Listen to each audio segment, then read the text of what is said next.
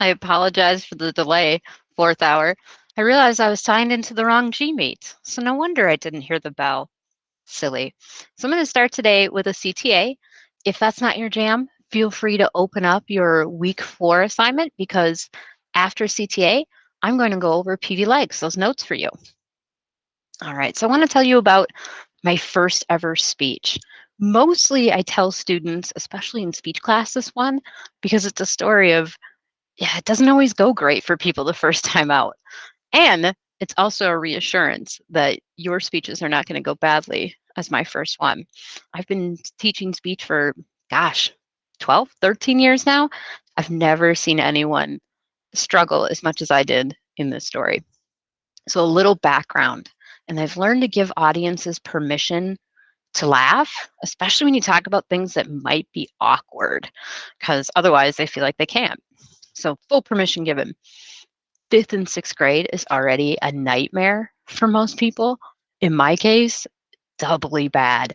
I have really advanced scoliosis. In fact, I have two types of back conditions at once, just making my spine all twisted. And because my spine was in places it shouldn't be, like pushing on my lungs and on my stomach as I grew, incredible amounts of pain.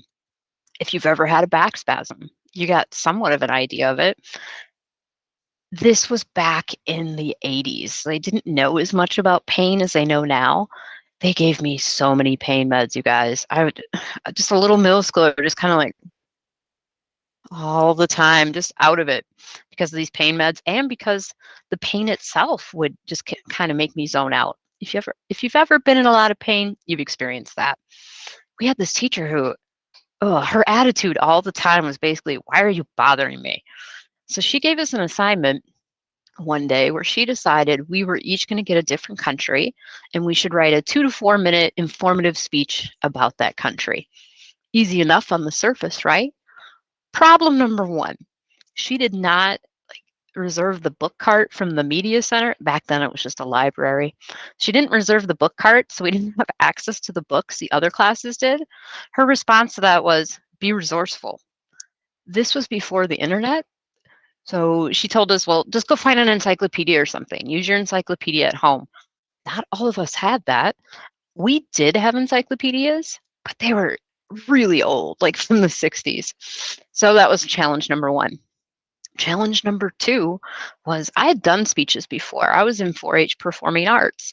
So I wasn't really nervous about the speech until I started talking to my dad as I was trying to think of what to write about Colombia.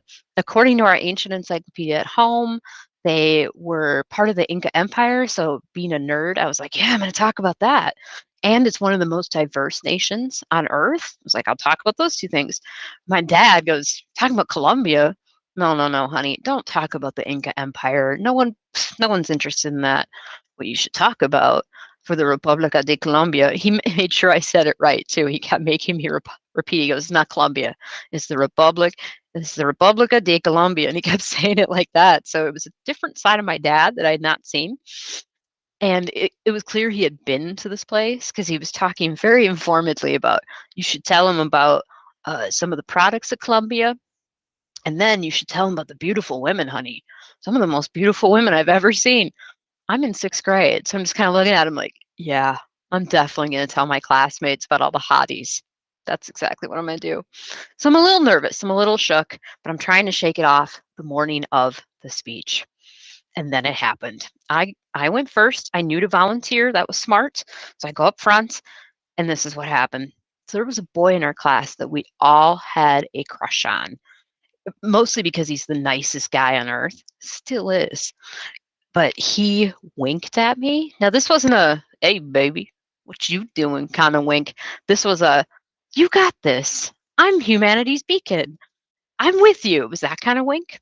It was meant to be supportive, but because of the way my pain threshold and my nervous system, they were already ramped up for the speech, and that was it. Like I was already having nervous system problems, but he winked at me, and as my friends said it later, they recounted the story as something happened up front, you were ready to go, you started to talk, you looked down here, and down you went. Like I passed the frack out, just boom, hit the floor as if someone had unplugged me.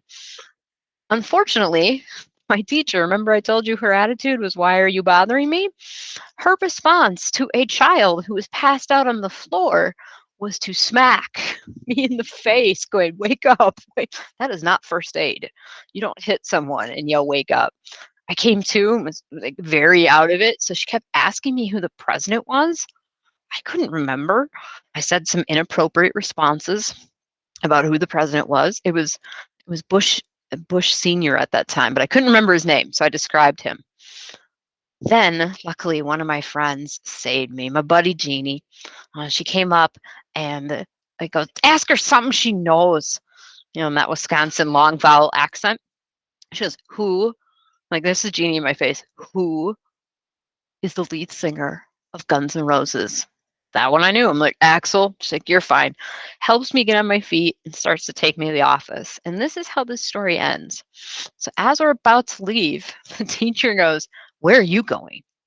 And Jeannie goes, "I'll never forget it, because people standing up for you, you remember that." And she's like, "She passed out. I'm taking her to the nurse's office to see if she has a concussion." And then something along the lines of, "You better get your values straight," or something like that, very much telling her how it was. So that was my very first speech. In all of my years of teaching speech, I have yet to see any student hit the deck like I did. So I know that if you haven't handed in your filmed performance yet, you'll do better than me. I know this much.